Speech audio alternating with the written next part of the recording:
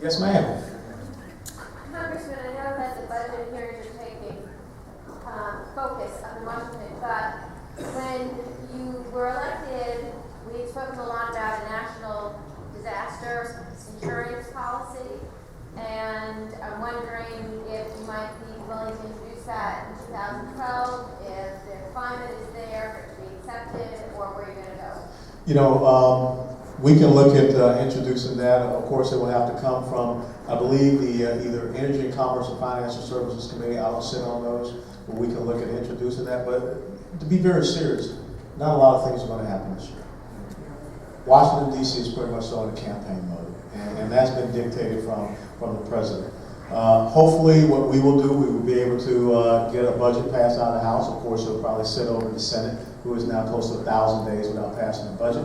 We will be able to get our appropriations bills done in the House, and we can get it over to the Senate, so we don't have to operate on continuing resolutions. That's a good success story for this year. We're not operating on continuing resolutions. We do have some certainty. But as far as major pieces of legislation, I don't know if we're going to be able to get there in this year. I would like to see some type of tax reform policy, regulatory reform, but there are about 33 to 35 bills that will pass out of the House to deal with some of those big ticket items that are sitting in the Senate. Harry Reid is the obstructionist. Harry Reid, to put it in a football analogy, Harry Reid is a pulling guard for the president. He's trying to block and clear a lane for him to run. And we've got to get control of the Senate so that we can get those chairmanships, which is also important when you start talking about Supreme Court justices. That's a big reason why you've got to have someone else on the White House. We will try to look into that. I mean, we had done some talk about it early on, but I don't know if we'll be able to get to it in this second session. Anita. Yes. Hi. Okay, thank you for being here. And you know, grassroots, that's what we all eat, breathe. We need help. We have Republicans that are going independent because they're so frustrated with the non-spine in D.C. from the elected officials that we put there. President Obama will say whatever he wants. He has the bully pulpit. Nobody says, no, that's incorrect. That's you're making those numbers up. He comes and Holder is taking states to court, holding them up on the ID card. All these little things that they're doing. Well, we can talk to 5 people and convince none of them because we have no leadership. We don't need it. We can get our volunteers, but we're losing our volunteers because we have no support. And we put you there because you said you'd take that bayonet. And I was just wondering when you're going to bring it out. I know it's difficult. I know you don't have the media, but you do have the media. But it's not just you. It's all the other Tea Party people that we put there. We need your voices loud. Every time Obama comes up and says something wrong, we need you to smack them down. Then we get our people.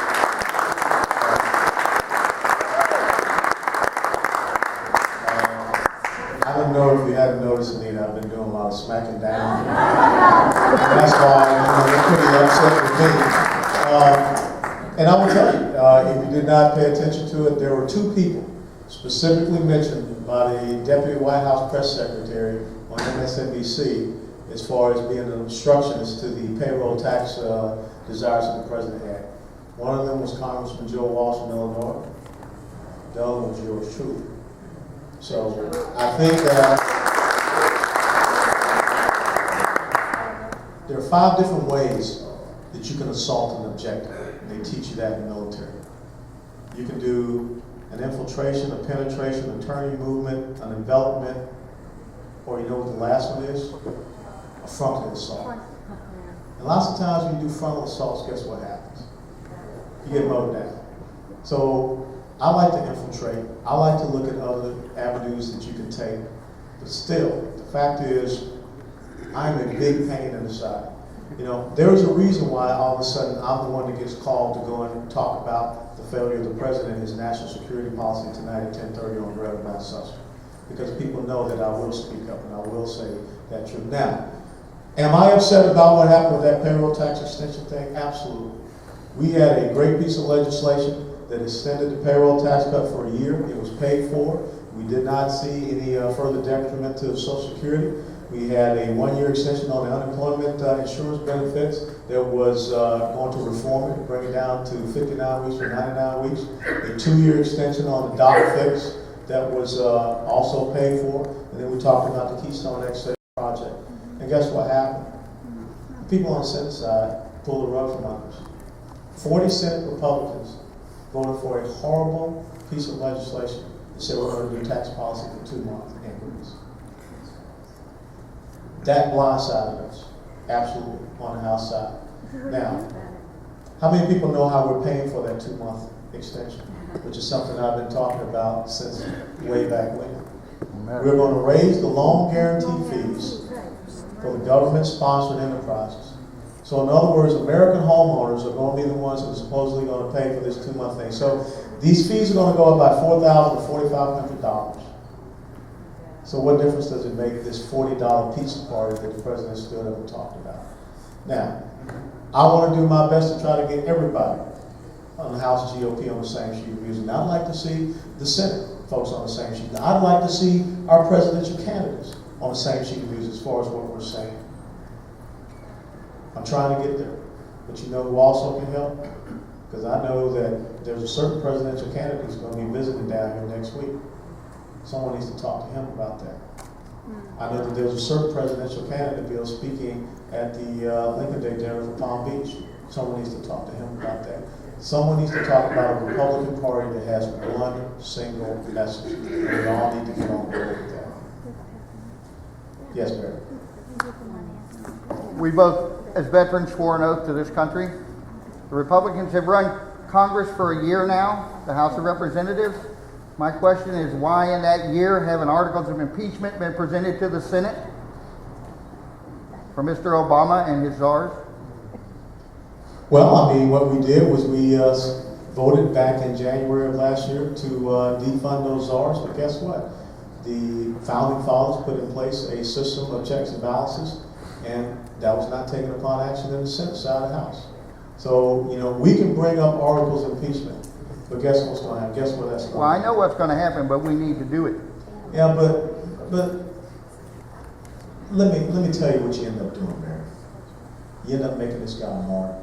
You end up making him a victim. And the next thing you know, he's going to get a sympathy vote from the United States of America. What we got to do, we got to beat this guy on the failures of his policies. If we take the rest of this year, or if we had taken all of last year being focused on articles of impeachment, which you really, it's going to be hard to impeach a guy because you don't like his policies that are failing. No, I'm just telling you. Look, you're going to have concrete things to say that this president has done something. he's violated the Constitution over 50 times in the 3 years he's been in office. But you can also have some people that can stand up and say, George Bush did the same thing, or Ronald Reagan did the same thing, or Richard Nixon did the same thing, or so-and-so did the same thing, which is exactly what they're talking about with these recess appointments. We've got to beat this guy on his policies. We've got to beat this guy the right way. We've got to beat him into the ground. We've got to get him running and upset when he starts to make mistakes. If you bring up articles of impeachment, then the media is going to focus on one single thing, and all of the other failures with the economy, our national security, illegal immigration, all of that is going to be forgotten.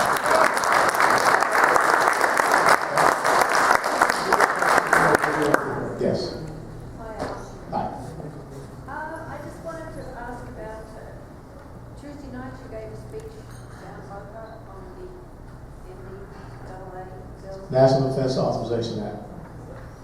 And what you said made perfect sense. No, what I said was And, I the language from the National Defense Authorization Yes, I Act. understand that. But last night, Josh Napolitano was on Fox, bashing you. Can Judge Napolitano tell me what page he's reading from? Why is he wrong? Why is he doing this? He should know better. He's a Okay, the issue is this. There are people that believe that the National Defense Authorization Act now has granted the president the authority to use the military to detain American citizens. Now, Tuesday night, and I sat on the conference for this, Tuesday night I read from page 657, subchapter Bravo, subparagraphs 1 and 2, that outline that the United States military cannot do that. And so what I challenge anyone is to do this. show me the page in the National Defense Authorization Act which contradicts what I just said. And no one's doing that. And see, you know, this is what I said Tuesday night. We cannot legislate paranoia. And this is exactly what the media is happy to see us do, because they will say, look at those folks running around and they're all over the place. One of the most liberal members of the House of Representatives, Adam Smith from Washington, is the ranking member on the House Armed Services Commission. And he stood up and he gave his support to the National Defense Authorization Act. I want someone to show me in that piece of law now that authorizes the military, their funding and what have you, where it says that the military retains U.S. citizens. And no one can show you that. What everyone is saying, I'm presupposing, and I feel, and I believe, no one can say, where is it? That's it. I think the problem. Are there any other questions? No, hold on, go ahead. I think the problem is the media. They will not report anything that we say, or anything. They only care about what the left says. Well, this is what you got to understand. If you take the stance that is in the NDAA, you're on the same side with the ACLU and you're on the same side with CARE, the Council for American Islamic Relations, who are concerned because we're talking about Taliban, Al-Qaeda, associated forces, and people who substantially support them. Just the same as in South Florida, we had imams that were providing financial support to the Pakistani Taliban. But guess what? They're going through normal due process here in the United States of America. They're not in Guantanamo Bay. Carlos Bledsoe, the Little Rock massacre. Carlos Bledsoe, who left Memphis, Tennessee, went to Somalia, went to Yemen, got terrorist training, American citizen, came back and shot 2 American soldiers at a Little Rock recruiting station, killing one of them. They went into his trunk, they found a target list and ammunition. Is he in Guantanamo Bay? He's going through civilian court proceedings. Somali pirates who killed 4 American citizens on their yacht, are they in Guantanamo Bay? They're in Virginia, waiting their day in court. So this is what I want people to do. Read the legislation. You know what you all sent me to do? And I said this Tuesday night. You sent me there to read the legislation. And then when I come back and tell you what the legislation says, then people want to call me a liar. And I say simply, show me what page. And no one can do that. It's on page 657, folks. Subsection B, subsection 1 and 2. And that's where it is. The military cannot detain United States citizens. Can you say that on Greta tonight? I've said it on Lou Dobbs, I said it everywhere. And I don't know how many more times I need to say it. Until they get it right.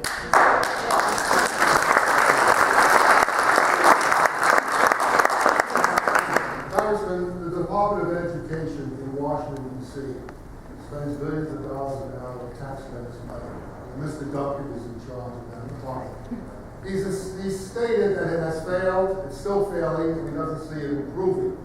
Why haven't the Department of Education, why don't we just close it up, save $1 billion, let the states run the whole school system with the local communities? I agree. Okay. Thank you.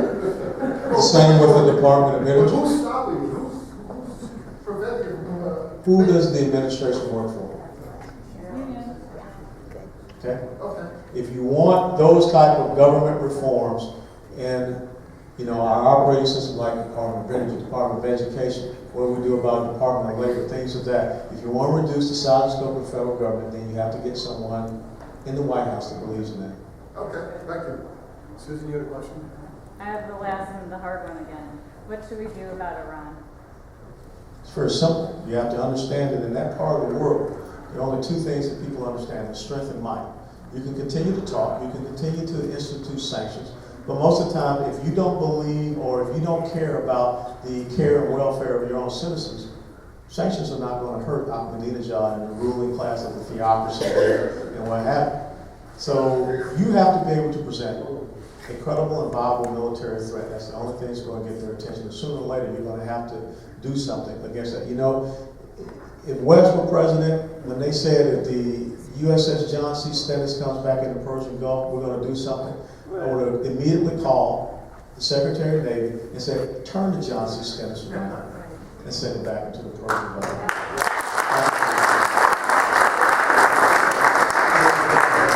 Yes. I have two focuses on a topic. Number one, how do they determine that a small business owner earns $250,000 or less is a rich person? Number two, how do we stop the insider trading that is making the likes of Pelosi, Reid, and others, everybody there, richer than the 173,000 plus that they have per year? I will tell you that I'll tackle the last one first. There have been a freshman member of Congress that introduced legislation I signed on, co-sponsored to end the insider trading in the Congress. And let's talk about this. If you want to have true congressional reform, if you want to have term limits and things of that nature, you got to change the composition of the United States Congress. If you continue to have people up there, if you continue to have people up there that have been there for 20 some odd years or what have you, you're going to continue to get exactly the type of bad behavior that you have. Now, the first question is, who made the decision about 200,000, 250,000? The same people that are going to make the decision about what is fair. The same people that are going to make the decision about economic equality. They're just going to pull any number out there. They don't care about small businesses. They don't care about the private sector. What they care about is this, and this is what each and every one of you must understand. We're in a race, and this is what we must focus on and understand. The public sector is starting to outpace the private sector in the growth in the United States of America. Public sector unions are growing. What you have to recognize is that if more people are wedded to government by subsistence check or employment check than there are people that are working in the private sector, it's a matter of time. That's why the most important things you have to understand, 47% of wage-earning households are not paying federal income taxes. 48.5% of Americans on some form of government aid. You're at a tipping point. And if this does not change in November the 6th of 2012, you're going to be over the other side. And they are going to continue to disincentivize producers and growth of the private sector. Because as the entitlement class, and I'm not talking about Medicare, Medicaid, and Social Security, as the entitlement class outpaces the production class, that's why in 1950, the book that was written by Ayn Rand is precedent for what is happening today. A government that is destroying individual industrialism, eventually that country is destroyed because producers stop producing. That's what we've got to be focused on. And that's how we're going to win this race. Once again, talking about the contrast between who we are and what their vision is for this country.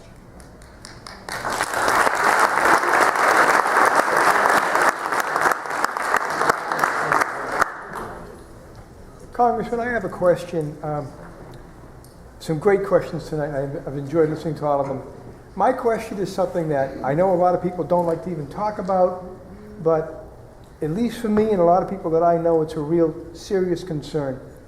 There's at very least a question, a good enough question to ask it, about the qualification of this president to be sitting in the Oval Office because of where he was possibly born and under what circumstances with his citizenship.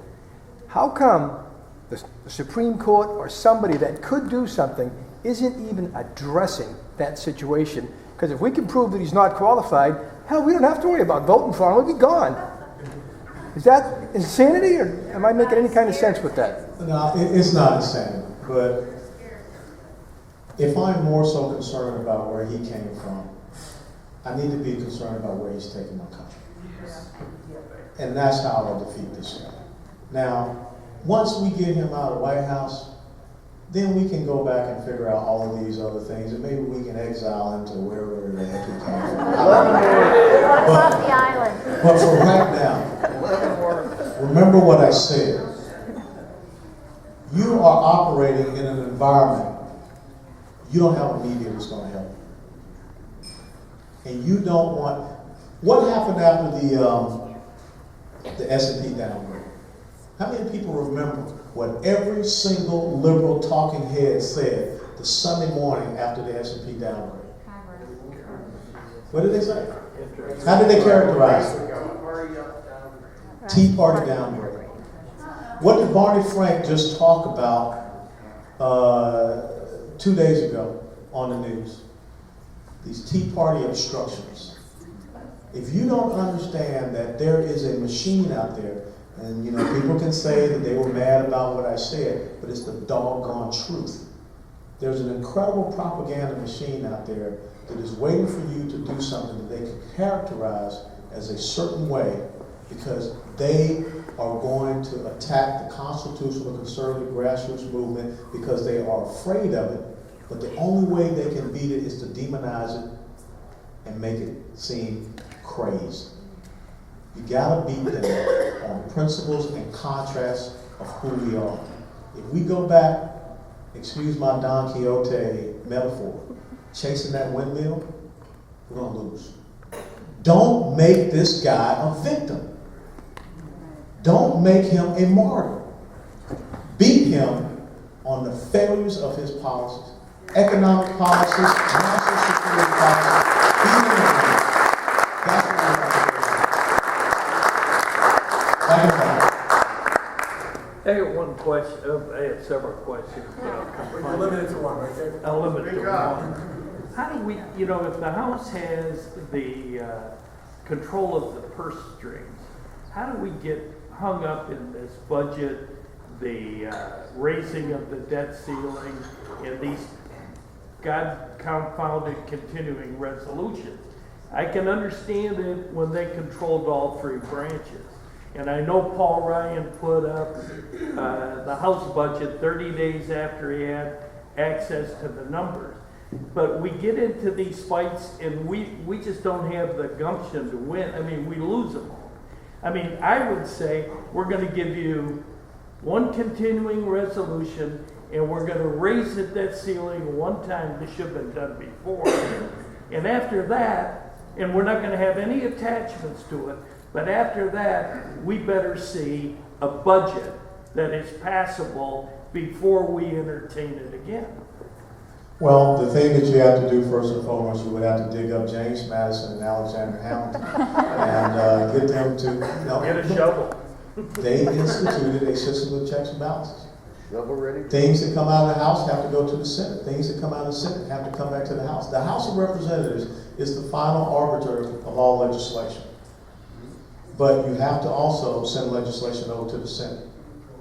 And that is how it was developed. I mean, when you go back and read the Federalist Papers, those were the type of things that they instituted, so you did not have one body that kind of ran roughshod. Now, you're right. Back when they had the White House, the House, and the Senate, their agenda just went crazy.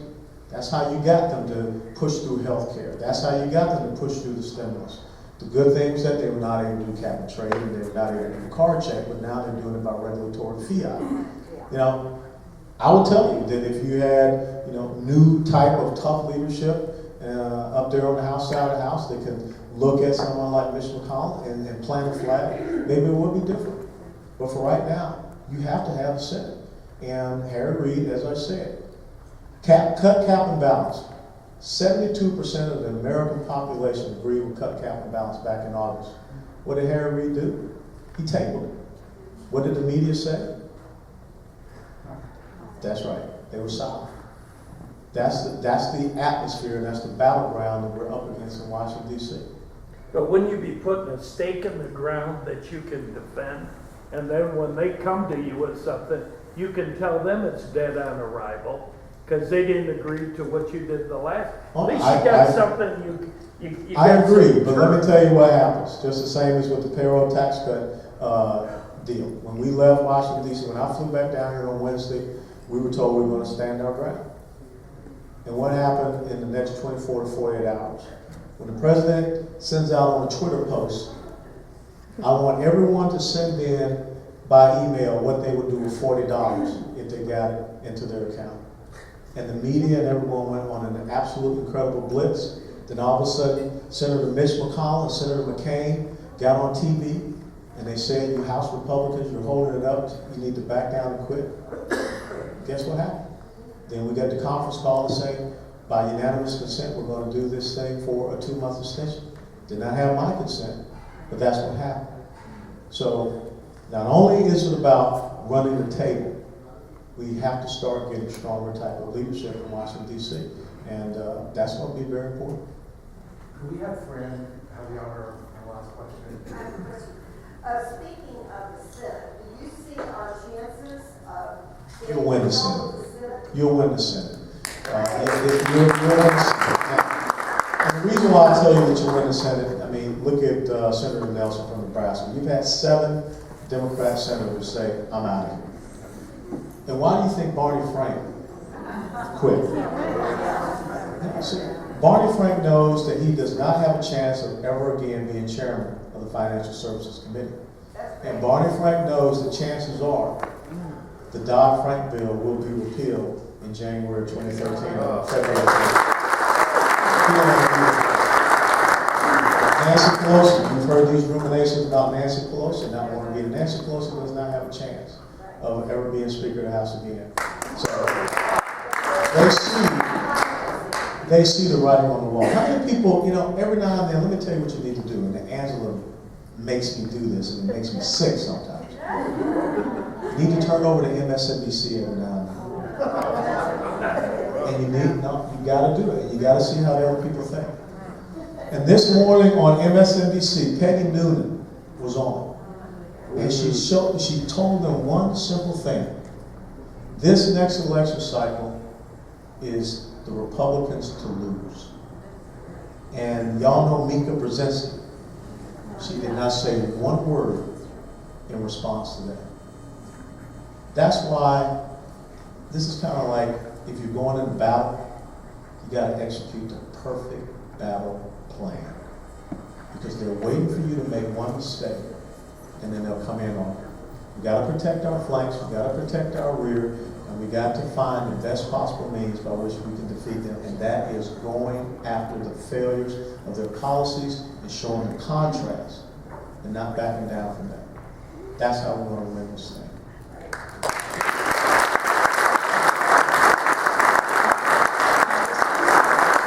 On behalf of the Republican Club of the Northern Palm Beaches, I want to tell you, you have been our bright shining star since the day you came to our club that wonderful day in 2007.